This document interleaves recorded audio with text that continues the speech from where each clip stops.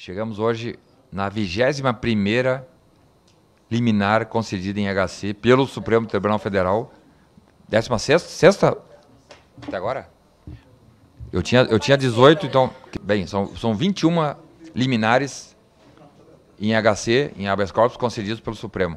Qual é a razão de ser de uma CPI, Coronel Crisóstomo? Perder tempo. Perder tempo, gastar dinheiro. E aí nós temos que dar uma resposta, enquanto congressistas, enquanto brasileiros, aceitará os nossos argumentos e o nosso indicativo de que a PEC, a proposta de emenda à Constituição, que impõe condução coercitiva depois de devidamente intimado uma pessoa, que essa imposição da condução de forma forçosa não é inconstitucional. Se o parlamento, se o Congresso Nacional de um país não pode, através de uma CPI, ouvir uma testemunha, aí sim, na minha visão, seria e será um desrespeito sem tamanho ao parlamento, à sociedade brasileira. O Supremo Tribunal Federal, que é um tribunal que busca garantir os direitos e faz muito bem quando faz essa garantia, só que ele não pode extrapolar ao ponto de comandar o Brasil. Nós temos visto, infelizmente, o Supremo comandando o Parlamento, comandando o Executivo, comandando, muitas vezes, o Ministério Público, comandando os Tribunais de Contas, sem ter um voto. Porque, deputada Paula Belmonte, o artigo 1º da Constituição Federal fala aí que todo o poder emana do povo. E aí, justamente, o poder que não tem um voto sequer é o que determina... Não, está errado. Se não está certo, nós precisamos fazer... E nós não somos da política, eu nunca participei de política, é a primeira vez que estou aqui. A Paula Belmonte, a mesma coisa, deputado Crisóstomo, mesma coisa, né? Houve erros no passado? Houve. Eu me lembro que eu assistindo na televisão, via as pessoas chegarem para serem inquiridas, me lembro naquela CPI dos anões do orçamento, chegavam para serem ouvidas e dizer, não, eu quero fazer uso do meu direito constitucional de permanecer calado. Aí um deputado dizia assim, não, o senhor é obrigado a falar. Não vou falar, porque eu tenho direito... Não, então o senhor está preso por desacato, por desobediência. E isso fez com que, talvez, esse exagero fez com que o exagero passasse para o outro extremo, e isso não nos interessa. Então, deputada Paula, nós temos tempo, porque, afinal de contas, nós tínhamos agendado para ficarmos aqui até às 5 da tarde fazendo a inquirição das testemunhas que não vieram novamente, e são testemunhas, nenhum deles era investigado. Porque investigado tem direito de permanecer calado, obviamente que não... Né, se é para vir para ficar calado, não precisa nem vir, ok? Mas testemunha ele é obrigado a vir e falar. Aí o sujeito vai lá, HC para não vir. Nos prejudicou, trouxe um alijamento muito grande à CPI. Nós temos, claro, uma série de provas materiais objetivas já carreadas para dentro dos autos da CPI, mas certamente que a não vinda desses 16 sujeitos, desses 16 brasileiros que viriam aqui falar à sociedade brasileira, certamente trará prejuízo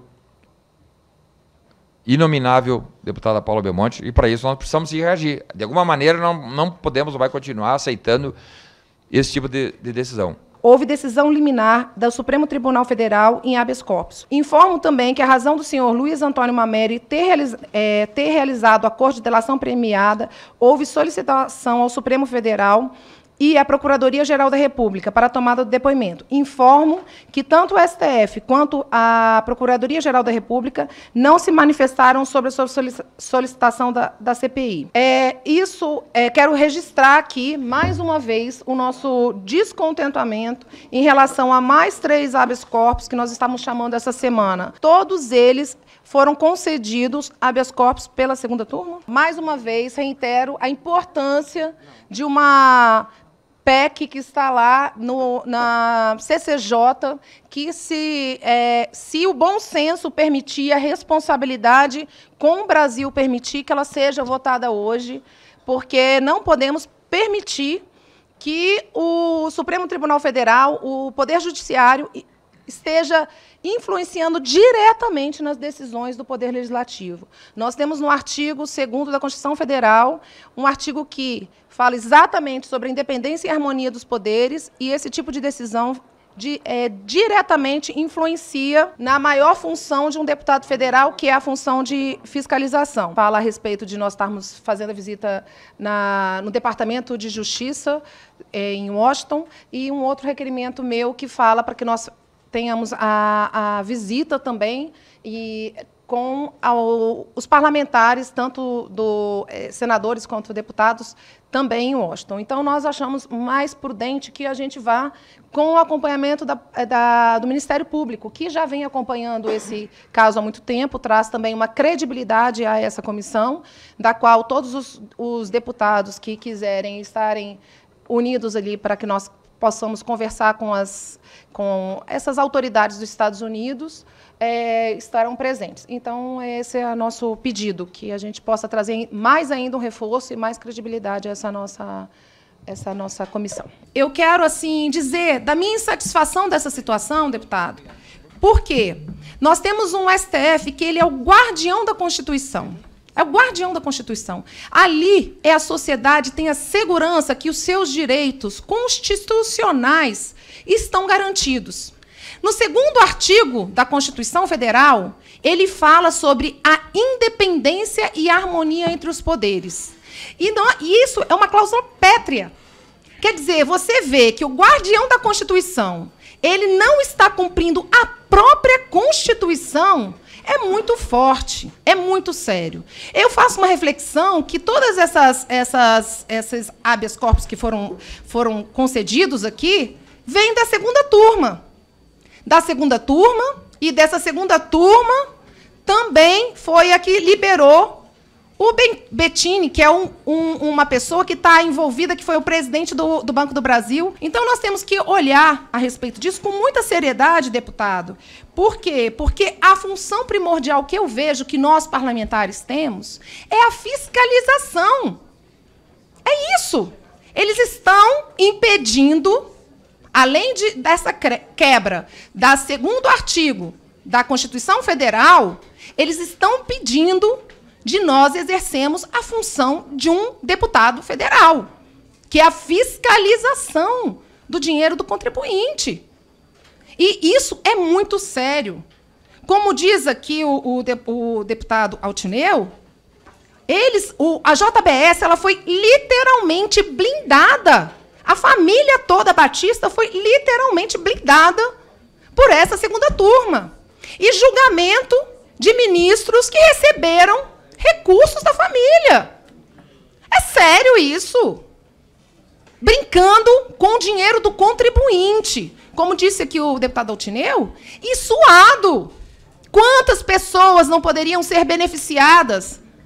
Nós estamos falando aqui de um enriquecimento pegando dinheiro do povo com condições muito, muito benevolentes, subsidiadas, muitas das vezes, para esse enriquecimento. Eu tive aqui na audiência agora, na CFT, na Comissão de Finanças e Tributação, o ministro da Educação falou o seguinte: se nós tivermos 3 bilhões de reais, nós conseguimos atender todas as crianças com creche. Nós estamos falando do nosso futuro. Aí você vê um jovem de 28 anos tendo esse patrimônio em cima do suor do povo e sendo ainda colocado, blindado por o guardião da Constituição. Eu, deputado, eu quero fazer aqui a minha manifestação de insatisfação com isso. Nós não podemos permitir, e quero fazer uma sugestão, eu já havia falado para o senhor, quero agradecer o discurso que o senhor fez ontem lá no plenário. Eu ouvi atentamente e vejo que o senhor foi muito feliz com o que o senhor falou, e fazer uma nota, nós temos na comissão, que fazer uma nota de repúdio, ou que seja, mas nós não podemos permitir que a nossa função de fiscalizadores seja cerceada pelo STF e perdendo, inclusive, a harmonia entre os poderes e a autonomia. É muito sério o que está acontecendo e eu conto com o senhor e outros parlamentares para que a gente possa mostrar essa nossa insatisfação com essa situação, para que a gente não possa ter um STF sendo guardião de poucos e não guarnecendo a população brasileira.